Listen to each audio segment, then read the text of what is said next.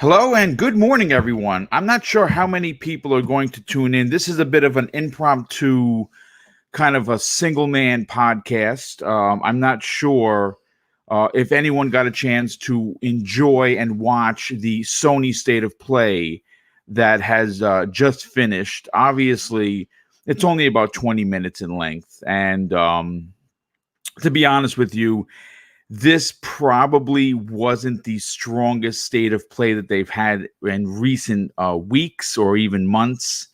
Um, Obviously, everyone tuned in because we knew Resident Evil 3 was going to be shown. Of course, in typical gaming fashion, that was saved for the end of the show.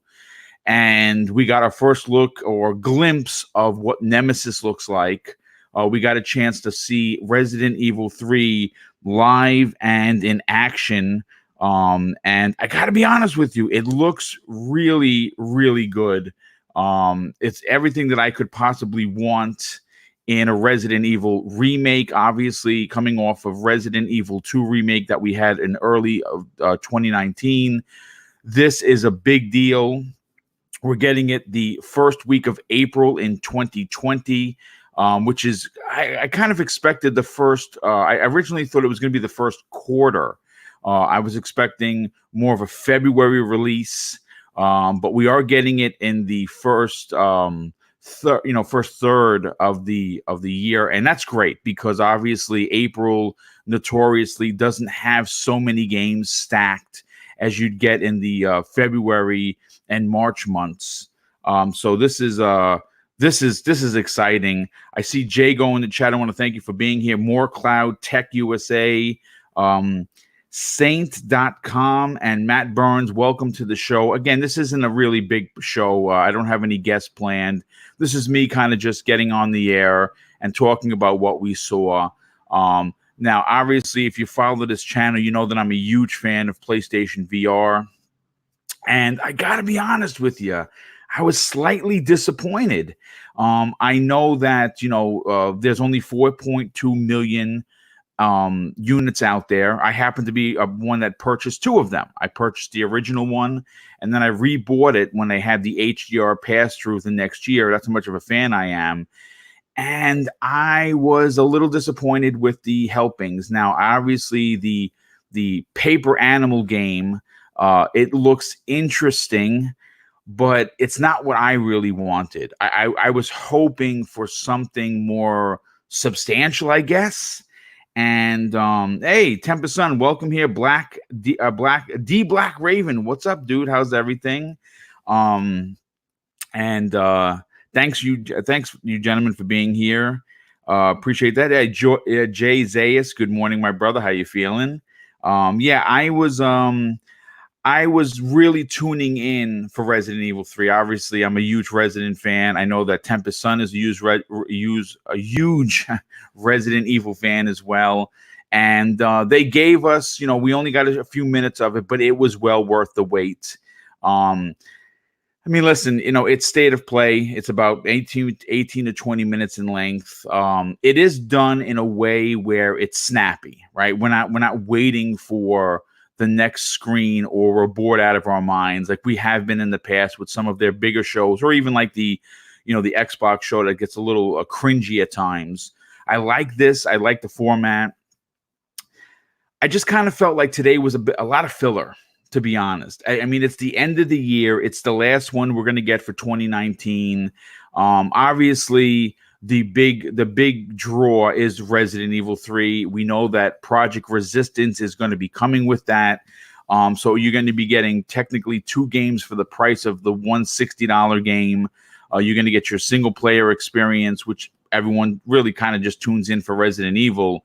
And at the same time, we're going to get the multiplayer, the 4v1, which sounds very interesting, to be honest with you. I think that's going to be something that people are going to hang around and play. I was hoping for more of a Left 4 Dead with Resident Evil skin on it, but it appears it's going to be more like, one person is going to be the evil umbrella operator, and the four people are going to just have to survive.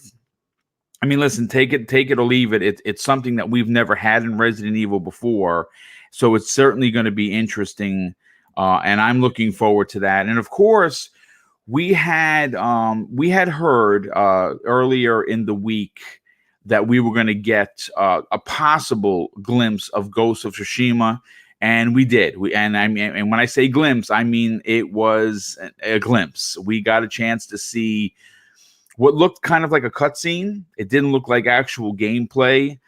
The world, though, is gorgeous. I mean, being a samurai fan, being a huge fan of Onimusha, which of course is from Capcom.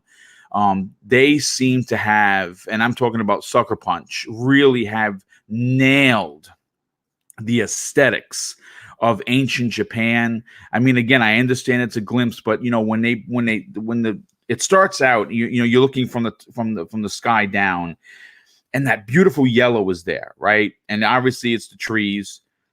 And when they pan down to the characters that are walking with the cart, you see the leaves blowing. It's very, very stylized, where those bright yellow leaves are just like popping on the screen.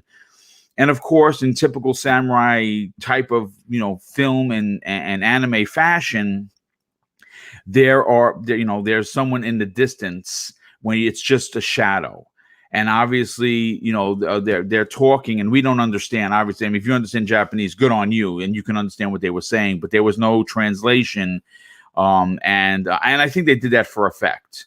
I mean, obviously, they're painting up this scene to be some sort of a big battle between the guy that's standing there in the shadow versus the four people wheeling the cart. Now, I'm not sure if he's there to rob them. Is this a Robin Hood type of scenario where he's stealing from them to give to the poorer folk? I don't know. I mean, we don't know much about it.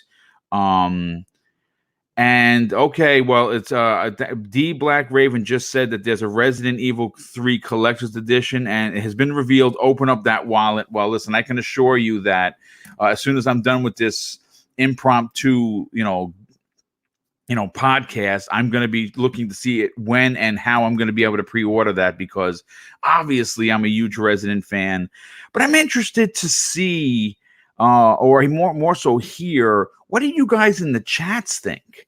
I mean, was this what you expected from State of Play, or are you like myself, slightly disappointed? I mean, obviously the big draw, Resident Evil 3, right? The big draw, Ghost of Tsushima, even though it was short.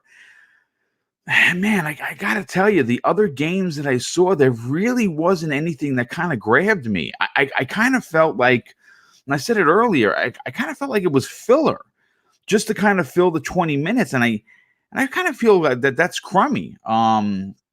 Because, obviously, they're smaller titles, and that's what you want at these shows. You want to show off some of the smaller indie titles that are probably coming exclusively to the PlayStation, which it's important for those developers. But at the same time, considering that they didn't have any real big PlayStation event this year, obviously they skipped E3. There's no PSX this year. They are going to be there in some sort of a fashion with the Game Awards, and again, that's not a surprise, because Jeff Keighley obviously hangs his hat on the PlayStation brand, and we're going to get a chance to see the rest of the trailer for Ghost of Tsushima, which is going to be interesting. I'm hoping we get actual gameplay so we can see what it looks like, maybe some sort of an explanation of the story, because we really don't know anything about the game other than the fact that it's in feudal Japan, right? I mean, we don't know anything. But I felt a bit let down as someone that supports multiple consoles. I'm obviously a fan of PlayStation. I buy all their single player games because that's really what I enjoy about it. But at the same time, I felt it kind of started off weak. Now, obviously, the Goose Game, that's taken the Nintendo Switch by storm. And it looks fun. It looks fun. And you know what? That wasn't a bad way to start out, because I think it's going to, it's coming out on December 17th, which is very soon. And it's probably going to sell very well. I mean, the game is a raging success. It's kind of one of those indie titles that just came out of nowhere, and people just enjoy being that goose and harassing people. And it looks to be silly fun. I think at the end of the day, with gaming, isn't that what it's all about, right? It's fun, right? We're supposed to have fun. I know that we all get hung up in console war BS and game award BS and this, that, and the third. But at the end of the day, when we're playing the games, we're doing it to have fun.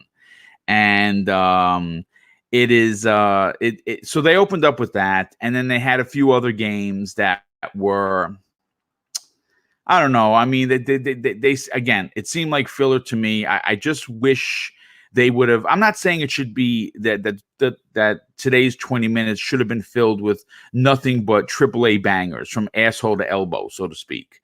I don't think that's the case at all. I just think that the choices that they showed off really wasn't what I was expecting from an end of year show. I mean, this is it for them, right? There's no other planned events from what we understand. So this is, for me, one of the weaker ones that we've seen. And, and we know that they've been doing them monthly. And, I've enjoyed some of the other ones more. They did show off, it looked like a stuffed animal Godzilla wrecking a city. And I got to be honest with you, it looked interesting. I mean, I know it's not, Godzilla himself, but it looked fun. It's something I would probably get into. And then they showed some information about Dreams that has been in development for so long.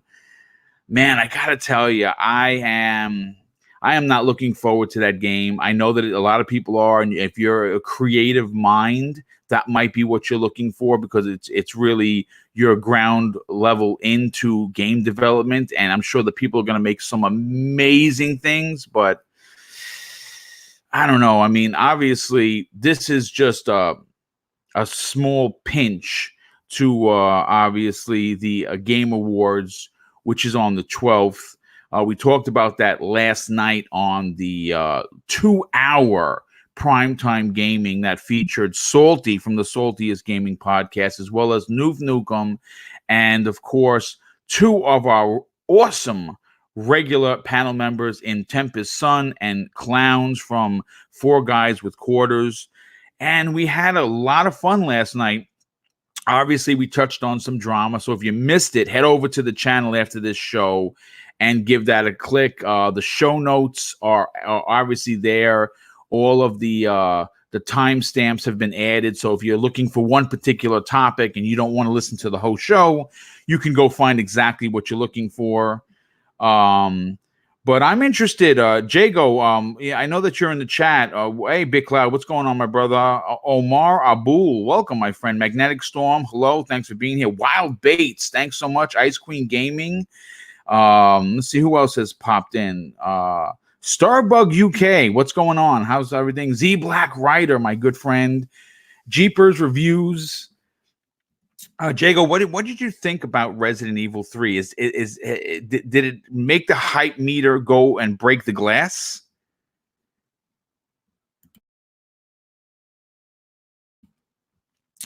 Well, I mean, listen, I'll check his message right there. I mean, oh, Babylon Fall. Yes. Jago, thank you for the reminder of that.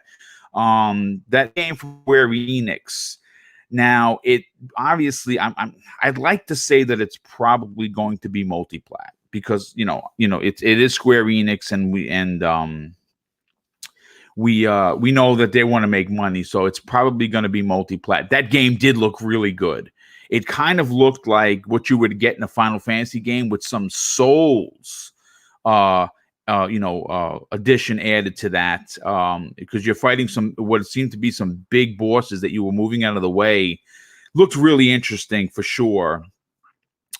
But what I want to kind of do is just kind of talk about some of the stuff that broke late last night that we didn't get a chance to talk about, and we're going to go into it in more detail on Thursday's Xbox Factor podcast. Obviously, MLB The Show coming to the Xbox is like, it's mind blowing. Like, I even woke up this morning thinking about it, and I still can't believe this is a reality. And of course, social media is social media. There were a lot of people on the PlayStation side that were extremely upset. I mean, like vocally upset about this. And I honestly don't know why. To be honest with you, I mean, the baseball is a sport that everyone, not everyone, but a good portion of gamers enjoy. Now, it's not something that a lot of people are going to play, but I know that a lot of Xbox gamers have been asking for a baseball sports title, and to see that actually finally coming to not only the Xbox One but the Nintendo Switch of all places is exciting. I mean, it's been exclusive for the PlayStation for like decades, and it's going to be interesting. And the tidbit of information that I thought was, see, it doesn't affect me, and I'm talking about Final Fantasy VII. Now, we got the confirmation that Final Fantasy VII has been confirmed by Square Enix as to be an exclusive to the PlayStation brand for an entire year, meaning that the Xbox is not getting it until March of 2021. And I know that that's going to upset a lot of people because, unfortunately, like I said, gaming, you can't assume that everyone has money for gaming. Gaming is an expensive hobby, and some people have a difficult time supporting one console, let alone multiples. So for me personally, it's not going to affect me because I've already, I have my Final Fantasy VII already pre-ordered through Amazon. As a matter of fact, I did it had to be about 3 or 4 months ago because I got, I think, 20% off of the original price. I'm paying like $49 for it and free shipping through Prime, which is great. But I'm interested to get the poll of the chat. I know we have 58 people watching, which, first of all, thanks for being here. I didn't really anticipate that many people being here. But Chief Nagel, actually, welcome, my friend. He says, I don't understand how professional sport games are only made for one game. For the most part, it's kept me from continuing buying the NHL franchise. Yeah, I mean, look, I'm going to say this about that.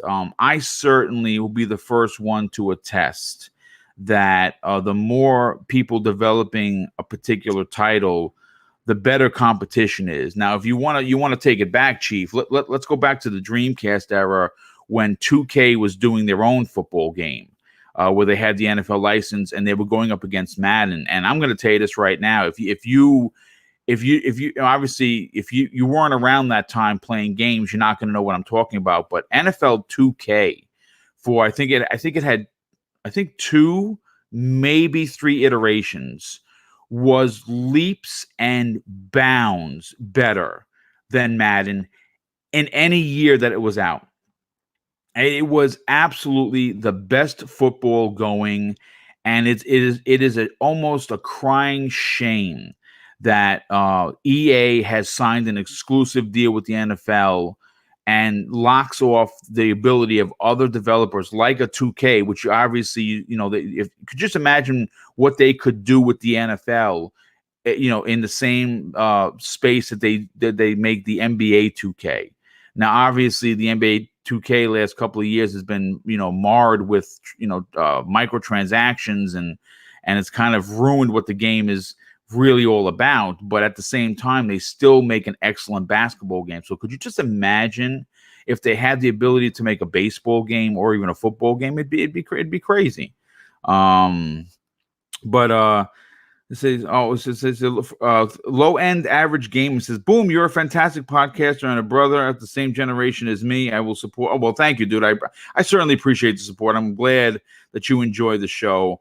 Some of the messages I received this morning of last night's primetime gaming weren't, of course, of the nicest. People are just, and it's funny because Mooch had, we had talked privately when I was getting into the podcast business, and he told me the more popular you get, which I didn't expect to get popular, to be honest with you, the more nasty, the side of the community is going to come out and say horrible things. It is what it is. I don't get offended. Listen, folks, I was a police officer, and you can only imagine the things that have been said to me in my 21-year career, and it just rolls off my back. I just laugh at it. But Listen, I mean, like I said, this has been 20 minutes. I kind of feel like this is a bit of a state of play for Mr. Boomstick.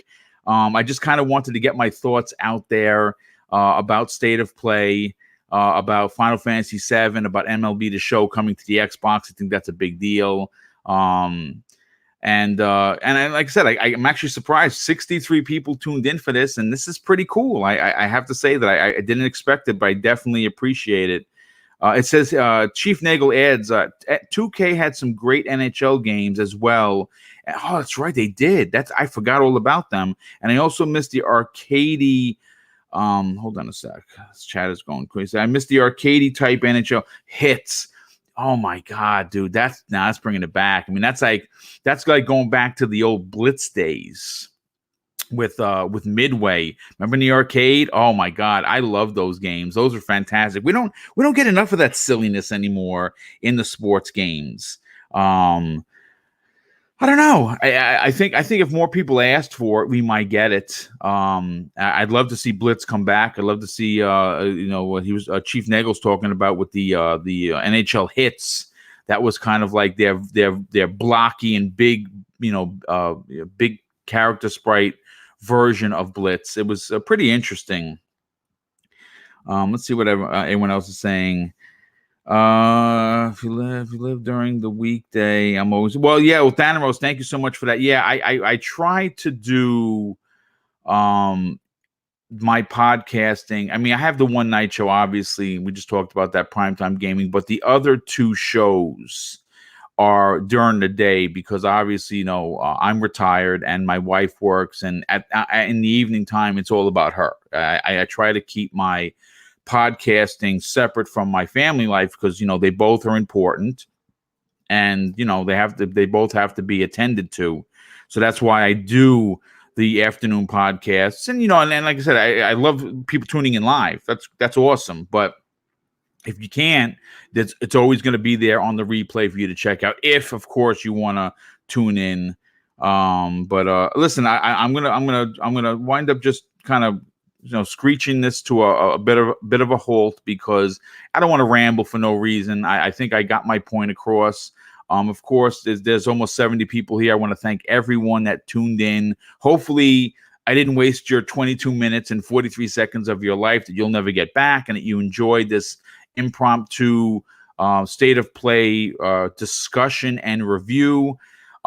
In regards to the review itself, I mean, obviously the two highlights for me personally, I think it's easy to say that it's Resident 3 and I don't know, maybe it was 2 or 3 minutes worth of Ghost of Tsushima that we're going to get we're going to get the rest of it at the Game Awards. I would probably give this probably about a 7 out of 10. Anything less, I think I think it was important to show some of the smaller games. I think it's always important to highlight your smaller game developing community. I just didn't really like a lot of the stuff that they showed today. I was a little disappointed. I thought that they could have had better choices, but again, that's just my opinion on it. So for me personally, it's a 7 out of 10. I still say watch it because it's only 20 minutes. And thanks everyone for tuning in. And we'll see you on Thursday's Xbox Factor podcast with the Welsh Gamer and Zemi Games at 12 noon Eastern Standard Time. Take care, everyone, and thanks again for tuning in.